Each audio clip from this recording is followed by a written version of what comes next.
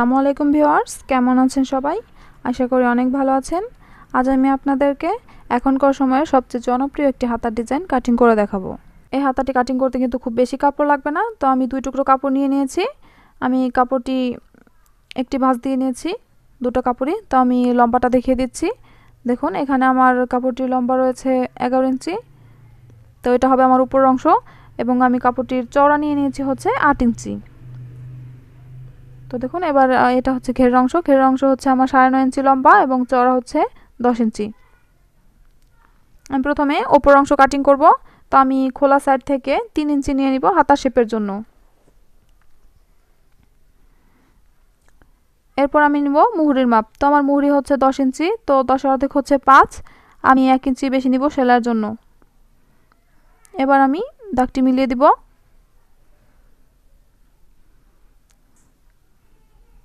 এই দাগটি মিলিয়ে দেওয়ার পরে হাতা শেপটি দিয়ে নিতে হবে। আমি এই সাইড থেকে ধরে হাতা শেপটি দিয়ে নিচ্ছি। তো আমি এখন হাতাটি কাটিং করে নিব।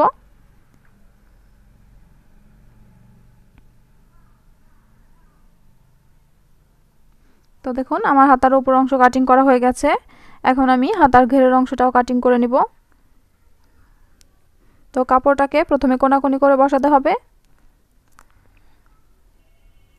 তো আপনারা দুটো ভাঁজ লাইন কিন্তু এক সাইডে রাখবেন এবং খোলা সাইড দুটোও কিন্তু এক জায়গায় রাখবেন।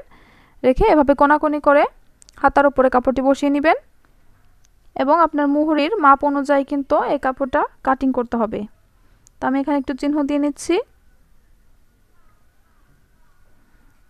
এবার সমান করে বসিয়ে আমি প্রথমে দাগ দিয়ে নিচ্ছি।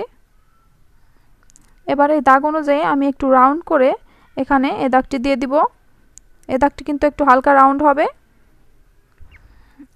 এই হাতাটি আমার ঘেরের অংশ হচ্ছে আমার 9.5 ইঞ্চি লম্বা হবে। তো এখানে আমার মোট হচ্ছে 9.5 ইঞ্চি।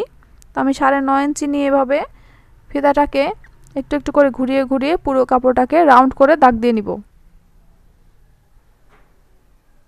এভাবে যদি আপনারা ফিতাটা ঘুরিয়ে ঘুরিয়ে দাগ দেন তাহলে কিন্তু আপনাদের রাউন্ডটা দিতে একটু অসুবিধা হবে না, খুব সুন্দরভাবে রাউন্ডটা দিতে পারবেন। তো আমি এখন কাটিং করব।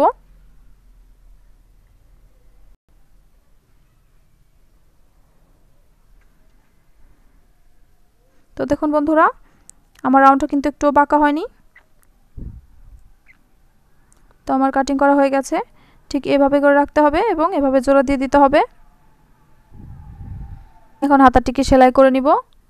তো দেখুন, আমার উপর অংশটাকে আমি এখন মেলে নিব। মেলে নেওয়ার পর আপনার উপরের অংশ থাকবে হচ্ছে সোজা সাইড এবং নিচে থাকবে উল্টো সাইড। তো ঘেরের অংশটাও আপনি এভাবে মেলে নেবেন। ঘেরের অংশটা ভেতরের সাইড থাকবে সোজা এবং উল্টো সাইড থাকবে উপরে। এভাবে ধরে নেবেন, নিয়ে সমান করে একটি সেলাই বসিয়ে দিতে হবে। তা আমি এখান দিয়ে একটি সেলাই বসিয়ে দিব।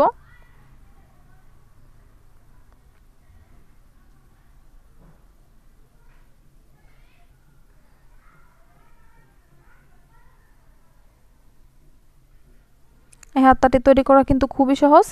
যারা যারা এখনো তৈরি করতে পারে না তারা ভিডিওটি অবশ্যই মনোযোগ দিয়ে দেখবেন,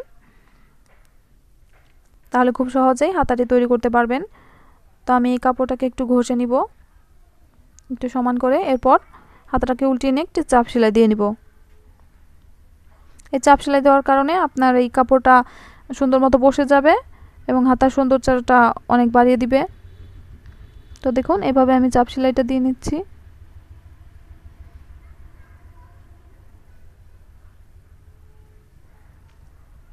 এখন হচ্ছে আমি ঘেরের অংশটি সেলাই করে নিব।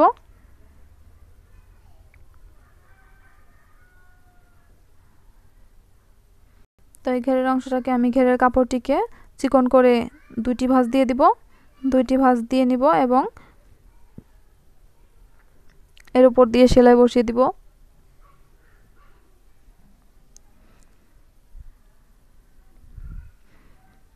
তো আপনারা খুব আস্তে আস্তে এই কাপড়টাকে ভাঁজ দিয়ে সুন্দরভাবে সেলাইটি দিয়ে নেবেন। তো দেখুন, এখানে কিন্তু পিকো সেলাইও করা যায়। পিকো সেলাই করলেও হাতার সৌন্দর্যটা আরও বেশি বেড়ে যাবে। তো যারা যারা পিকো করতে পারেন তারা পিকো সেলাই দিয়ে নেবেন।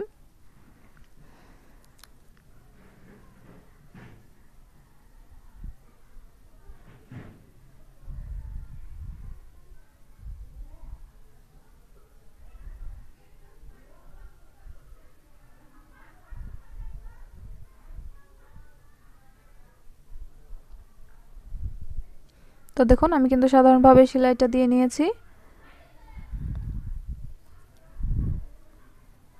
আমার ঘেরের অংশ সেলাই করা শেষ। এখন আমি হাতার সাইড সেলাই করে নিব। আমি হাতাটাকে উল্টিয়ে নিব, উল্টিয়ে নিয়ে হাতার সাইডটা সেলাই দিয়ে নিব।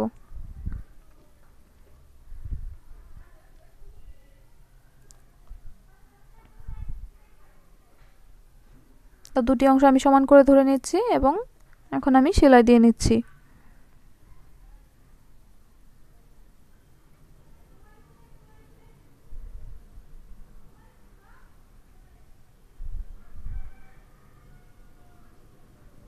তো দেখুন আমার হাতাটি কিন্তু তৈরি হয়ে গেছে। আমি সাইডে যে আমার বাড়তি কাপড়টা রয়েছে সেগুলো আমি কেটে দিলাম। আমি হাতাটাকে উল্টিয়ে দেখাচ্ছি। তো দেখুন এটা হচ্ছে আমার ঘেরের অংশ। তো আমার কিন্তু অনেক ঘের হয়েছে হাতাটা। তো দেখুন কতটা সুন্দর হয়েছে। আশা করি সবাই বুঝতে পেরেছেন।